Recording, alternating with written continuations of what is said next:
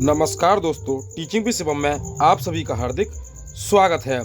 CTET exam 7 जुलाई,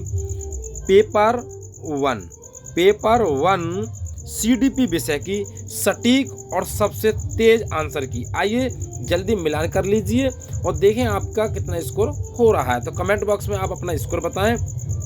question number पहला है कि बच्चों की लंबाई और वजन में वृद्धि किसका उदाहरण है। सेट आपका कोई सा भी हो सकता है, लेकिन प्रश्न आपके यही रहेंगे। बच्चों की लंबाई और वजन में वृद्धि किसका उदाहरण है। गुणात्मक परिवर्तन, भावात्मक परिवर्तन या संज्ञानात्मक परिवर्तन। तो हो जाएगा मात्रात्मक परिवर्तन। ऑप्शन नंबर चौथे वाला सही आंसर है, मात्रात्मक परिवर्तन है। अगला क्वेश्चन है, जीन पियाजे के अनुसार निम्नलिखित में से क्षमताएं पूर्व संक्रियात्मक अवस्था की हैं। तो कौन सी हैं। तो पूर्व संक्रियात्मक अवस्था की अगर बात की जाए तो प्रतीकात्मक खेल और जीववाद है। ऑप्शन नंबर तीसरा इस प्रश्न का सही आंसर हो जाएगा, प्रतीकात्मक खेल और जीववाद। अगला क्वेश्चन है, आलोचनात्मक सोच वाले प्रश्न पूछने का प्राथमिक उद्देश्य क्या है। तो आलोचनात्मक सोच वाले प्रश्न पूछने का प्राथमिक उद्देश्य क्या है। तो इस क्वेश्चन का सही आंसर हो जाएगा कि छात्रों को प्रक्रिया, अगर हम बात करें भाई याद करने की बात करें, याद रखने के लिए प्रोत्साहित करें, ये भी नहीं होगा। उच्च स्तरीय सोच को, समस्या कौशल को बढ़ावा देना। तो ऑप्शन नंबर दूसरा इस प्रश्न का सही आंसर हो जाएगा, उच्च स्तरीय सोच और समस्या समाधान कौशल को बढ़ावा देना। दूसरा इस प्रश्न का सही आंसर है। अगला क्वेश्चन है, आनुवंशिकता पूरी तरह से एक व्यक्ति के निर्धारण करती है। सेक्स, जेंडर, शैक्षणिक सफलता या सीखने की शैली। तो सही आंसर इसका कौन सा हो जाएगा भाई, सेक्स हो जाएगा, यानी कि चौथा वाला हो जाएगा, चौथे का पहला यानी कि सेक्स है केवल इसमें। अगर हम बात करें भाई जेंडर भी है, तो यानी कि दूसरा और पहला होना चाहिए, तो दूसरा पहला किसी ऑप्शन में नहीं है, तो सही आंसर ऑप्शन नंबर ए हो जाएगा। आइए अगला क्वेश्चन देखते हैं, ऐसे बच्चे जिन्होंने बहुत कम उम्र से गंभीर मानव सामाजिक अभाव का अनुभव या बाधा उत्पन्न होती हो, पुनर्वास के बावजूद विकास के कुछ क्षेत्रों में सुधार, जिसमें विकास पर्यावरणीय समर्थन से महत्वपूर्ण रूप से प्रभावित होता है। तो सही आंसर हो जाएगा संवेदनशील अवधि। ऑप्शन नंबर तीसरा, संवेदनशील अवधि। आइए अगला क्वेश्चन, निम्नलिखित में से कौन सा निरंतर और व्यापक मूल्यांकन का समर्थन करेगा। तो निरंतर की अगर बात की जाए कौन करेगा, तो वृद्धि और अधिगम प्रगति पोर्टफोलियो, वृद्धि और अधिगम प्रगति पोर्टफोलियो सही आंसर है। ऑप्शन नंबर ए इस प्रश्न का सही आंसर है। आइए नेक्स्ट, लेपाइगोस्की के सिद्धांत के अनुसार छात्रों के सीखने का अनुभव को बेहतर बनाने के अनुशंसित दृष्टिकोण कौन सी हैं। तो इस क्वेश्चन का सही आंसर हो जाएगा, इस क्वेश्चन की अगर बात करें हम, तो हो जाएगा छात्रों के वर्तमान स्तर पर आधारित उनको उचित समर्थन और मार्गदर्शन के साथ रखना। तो ऑप्शन नंबर पहला इस प्रश्न का सही आंसर हो जाएगा। आइए नेक्स्ट अगला क्वेश्चन देखते हैं। अगला है, शिक्षार्थी अधिगम प्रक्रिया में व्यस्त और सक्रिय रूप से शामिल महसूस करते हैं जब वे क्या करते हैं भैया। तो गतिविधियां उनके संदर्भ से संबंधित होती हैं। तो सही आंसर ऑप्शन नंबर चौथा हो जाएगा, गतिविधियां उनके संदर्भ से संबंधित होती हैं। अगला क्वेश्चन है, लेपाइगोस्की के अनुसार बच्चे अपने स्वयं के व्यवहार को किस प्रकार नियमित करते हैं। तो सही आंसर हो जाएगा ऑप्शन नंबर ए, आत्मवाक्य के प्रयोग द्वारा। आइए अगला क्वेश्चन है, जागृति को पता चला कि उसका कुत्ता रस्टी एक गोल्डन रिट्रीवर है। जब वह एक कुत्ते को देखती है और रस्टी जैसा दिखता है लेकिन ये अलग नस्ल का है, तो वह उसे कुत्ता ही समझती है। जीन पियाजे के संगठनात्मक विकास के सिद्धांत के अनुसार ये किस अवधारणा को प्रदर्शित करता है। सही आंसर हो जाएगा समायोजन। ऑप्शन नंबर तीसरा समायोजन हो जाएगा भैया।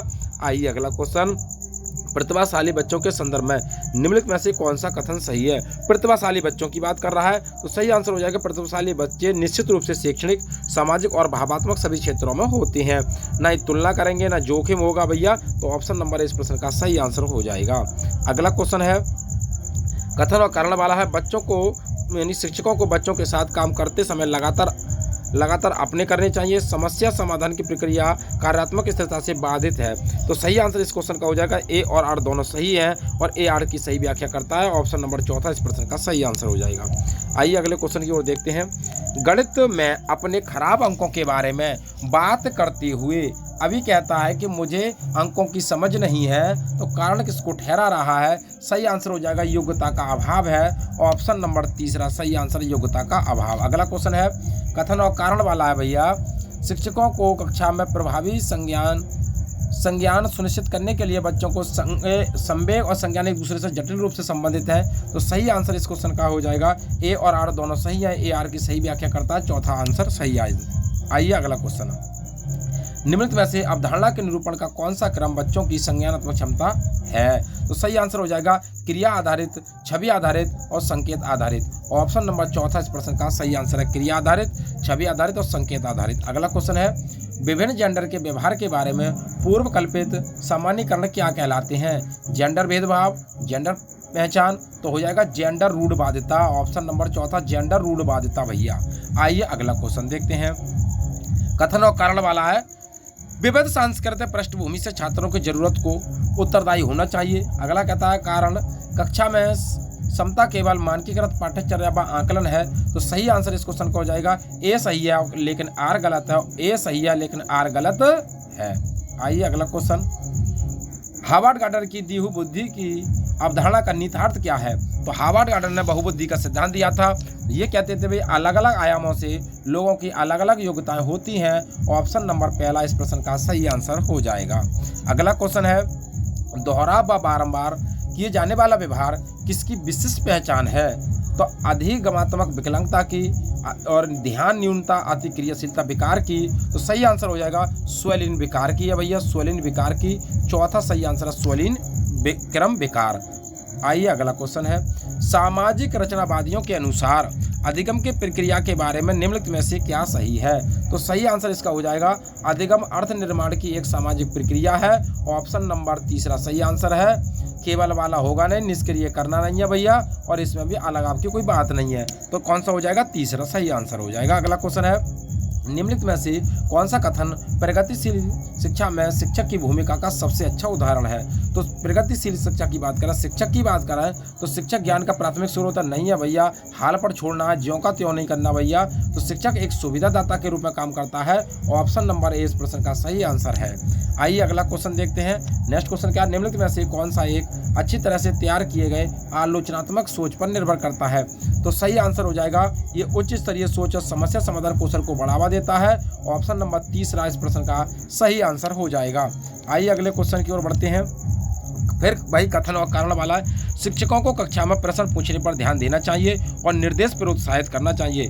बाल केंद्र शिक्षा का अर्थ है बच्चों में कक्षा की आवाज़ को सुनिश्चित करना चाहिए। तो ए और आर दोनों सही हैं और ए आर की सही व्याख्या करता है। ऑप्शन नंबर चौथा इस प्रश्न का सही आंसर हो जाएगा। अगला क्वेश्चन है एक समावेशी कक्षा में क्या होता है? तो समावेशी कक्षा की अगर बात करें भाई, ना तो जरूरतमंद की बात कर रहा है, नहीं पाठ्यचर्या का पालन करने की बात कर रहा है, बल्कि क्या कह रहा है सभी बच्चों की कक्षा की गतिविधियों तक पहुँचें और वे कक्षा की प्रक्रिया में शामिल हों। तो ऑप्शन नंबर पहला इस प्रश्न का सही आंसर हो जाएगा।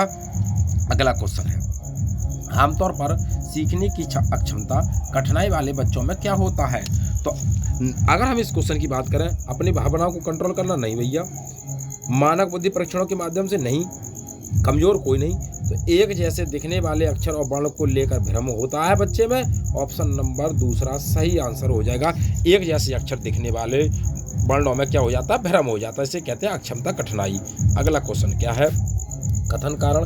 कथन कारण कहता है जबकि कुछ बच्चे 12 महीने की उम्र में बड़बड़ाना और 2 शब्द 20 महीने की उम्र तक ऐसा नहीं करते। विकासात्मक प्रतिमान केवल सांकेतिक और व्यक्तिगत होता है। तो भैया इस क्वेश्चन का सही आंसर हो जाएगा ए सही है और आर गलत है। दूसरा सही आंसर इसका हो जाएगा, ए सही है और आर गलत है। अगला क्वेश्चन है कक्षा 5वीं के बच्चों को तैरने और डूबने की अवधारणा को पढ़ाने के लिए संरचना द्वारा कौन सा शैक्षणिक दृष्टिकोण अपनाया जाएगा?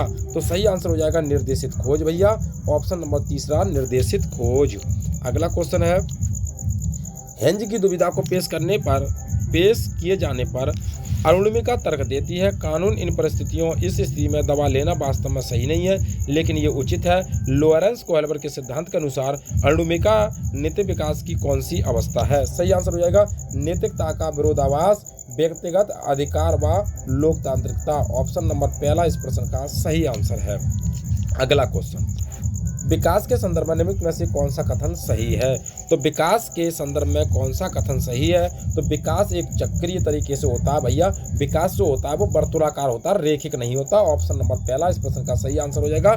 वर्तुलाकार बोले तो भैया चक्रीय। अगला क्वेश्चन है निम्नलिखित में से कौन सी सार्थक सीखने के लिए एक प्रभावी स्मृति तकनीक है? तो कौन सी है भाई? तो स्मृति तकनीक नहीं है, तो नहीं है तो कोई बात नहीं, रटना व दोहराव नहीं है भैया। ऑप्शन नंबर चौथा सही आंसर हो जाएगा, रटना व दोहराव। तो उम्मीद करता हूं दोस्तों सीडीपी विषय की जो पेपर था तो आपने आंसर किया, आपने जो पेपर दिया था आंसर की मिला ली होगी। उम्मीद करते हैं कि आपका स्कोर अच्छा रहा होगा। यदि वीडियो आपको अच्छी लगी हो, आंसर की आपको अच्छी लगी हो, तो वीडियो को ज़्यादा से ज़्यादा शेयर करें और लाइक करें। चैनल पर नए हैं तो चैनल को सब्सक्राइब करें। ऑल द बेस्ट, थैंक्स, जय हिंद, जय भारत।